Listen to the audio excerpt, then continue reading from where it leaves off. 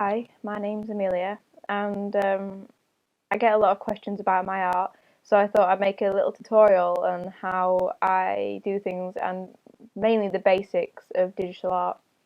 This is completely unscripted, so I'll be talking out my mouth for most of it. All of it, not most. Okay, so we'll start off with the basics. This is Photoshop CS5. So first things first, if you're going to be painting, you're going to need brushes. I have actually a really extensive collection of brushes, as you can see. I really don't know what about 90% of them do. I have my favourites and I go with those. But we'll start off with what the first one. So this is a default round hard brush. I've done quite a few of my paintings just with this. And for starters, I use a Wacom Intuos 3. So when you use a graphics tablet, you get your little pen with it, and with that, it allows you to use pen pressure, which means, for example, I'm pressing really lightly, and if I press harder, the line gets thicker. So this is a hard round brush, and that's with full opacity and full flow. If I lower the opacity, it's the thickness of what you're putting on your paper, so that's about 50%. And if I go over it again, it's about 100%. You could just keep going over and the line will, and it will get darker, like this. Hopefully that helps. If we, like, the more you lower it, the lighter it will get, and the more times you have to go over it till it's at full darkness. And flow means how much of the product comes out of the brush. Like, it's a lot fainter now than what it was. Well, it's a lot more bold than it was, a lot less bold than it was before. See if you can see the difference. So if you lower the opacity and lower the flow, you start to see a really faint brush, and this is good for detailing when you go in to detail your pictures. I promised I wouldn't say a lot, but that seems to be failing. I did it again. So that's the basics of brushes, and you have many kinds of brushes. This is a soft round brush. So these were both the default Photoshop brushes, which you will get with your version of Photoshop. And something I should mention, up here you can alter the size of your brush. See, a little smaller.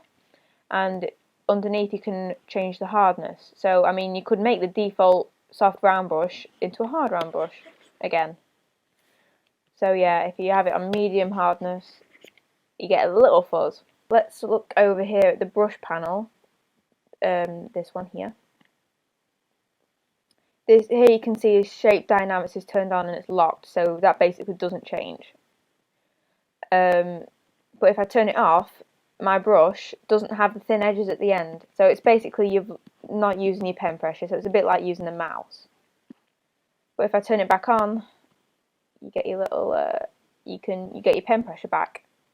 Something else that's important, but I sometimes don't use, that's why it's turned off, but it's also got a little lock next to it, is transfer, and that means the less pressure you put on, the less dark your colour is going to be.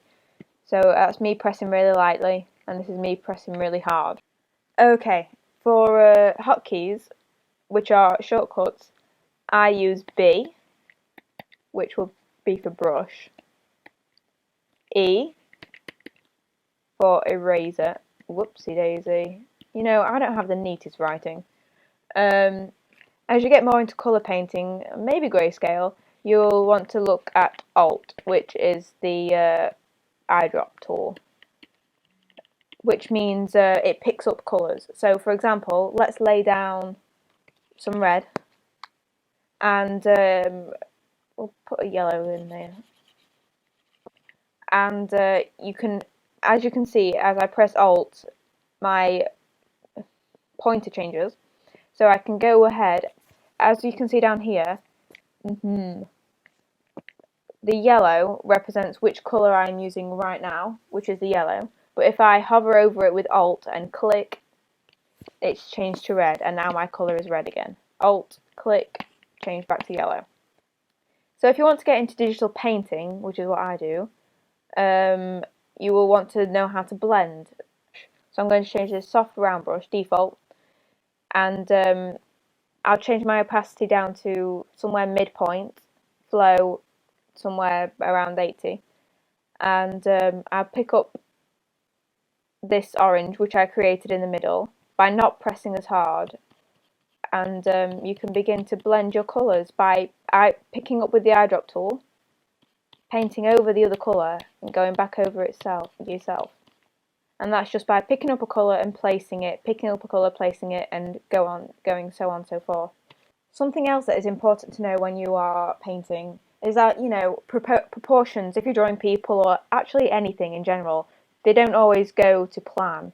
So you will sometimes need to use the transform tool, which, if I drag this up, you can find in edit, transform, and any of these.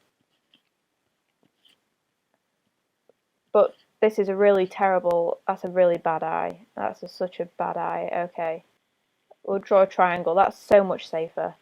So here we have a triangle, and I want to make it bigger, but I want to keep it exactly the same.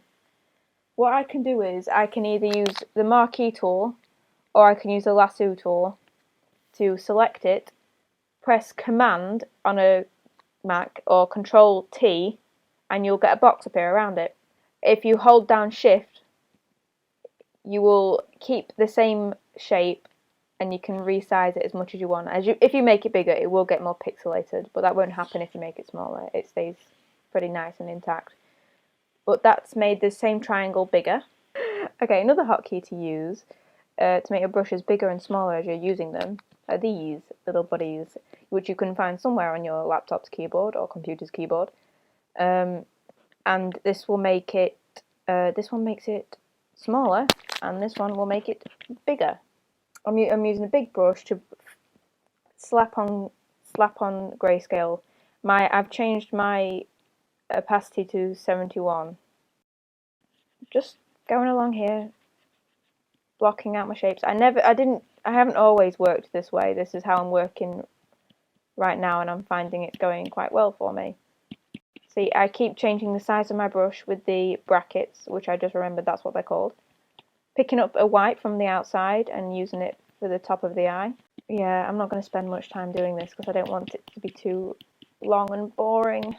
It's just blocking out, as I like to call it. It's not the actual, it's nothing like the actual thing will look, but I need to just block out the values. And values is like the lightness and darkness of a picture.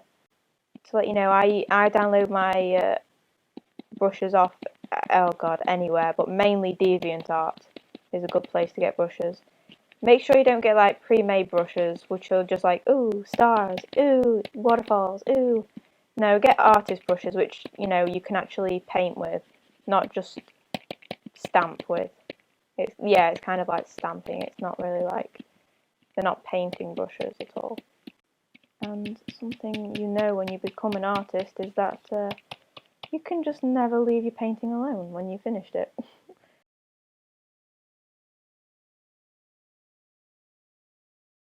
Hopefully watching me paint this helped a little bit.